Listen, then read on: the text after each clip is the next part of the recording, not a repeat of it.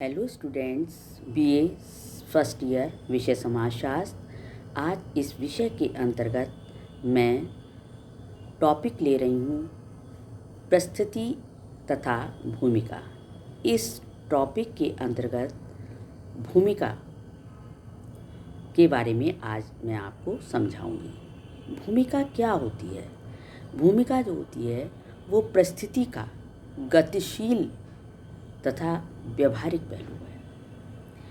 परिस्थितियाँ धारण की जाती हैं जबकि भूमिकाओं का निर्वाह किया जाता है। जैसे आपको एक सरल भाषा में बताऊं कि जब कोई व्यक्ति किसी पद पर आता है तो उस पद का जो कार्य होता है उस कार्य को वो करता है, तो वो जो उस उत्तरदायित्व को निभाता है वो उसकी भूमिका कहलाती है। दूसरे तरीके से एक व्यक्ति जिस प्रकार से एक स्थिति से संबंधित दायित्वों का निर्वाह और उससे संबंधित सुविधाओं एवं विशेषाधिकारों का उपभोग करता है, मतलब उस पद पर एक तो वो अपने कार्य के रूप में निर्वाह करता है, कार्य करता है उस पद का। दूसरी चीज़, उसको कुछ उस पद के अधिकार मिले हुए होते हैं, उन अधिकारों का वो उपभोग करता है। उन अधिकारों को ध्यान में रखते हुए वो अपनी भूमिका निभाता है। तो इस तरीके से ये भूमिका कहलाती है। एक परिस्थिति धारण करने के कारण व्यक्ति जो कार्य करता है ये उस पद की भूमिका होती है। जैसे उदाहरण के लिए राष्ट्रपति का पद एक परिस्थिति है, मतलब एक पद है। इस परिस्थिति से संबंधित कुछ दायित्व तथा कर्तव्य हैं और यही राष्ट्रपति के भूमिका के अंतर्गत आते हैं। राष्ट्रपति की भूमिका निभाने वाले को कुछ सुविधाएं और विशेषाधिकार भी प्राप्त होते हैं, वो उनको निभाता है। तो इस तरीके से भूमिका कहलाती है।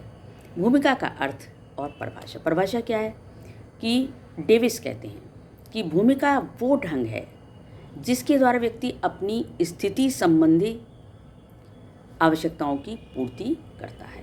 दूसरी है इलियट व मेरिल के अनुसार, भूमिका वो कार्य है जिसे वो प्रत्येक परिस्थिति के अनुरूप निभाता है। कौन? व्यक्ति। तो अंत में हम कह सकते हैं कि एक परिस्थिति धारण करने के कारण समाज जिस प्रकार के कार्यों की व्यक्ति से अपेक्षा करता है वो भूमिका कहलाती है। अब आता है कि भूमिका की विशेषताएं।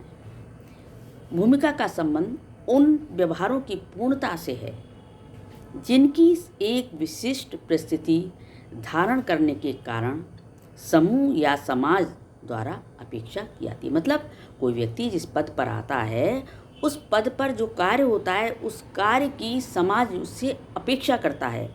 अब समाज ये चाहता है कि वो उस कार्य को किस तरीके से करेगा जो कि मेरे लिए हितकारी हो।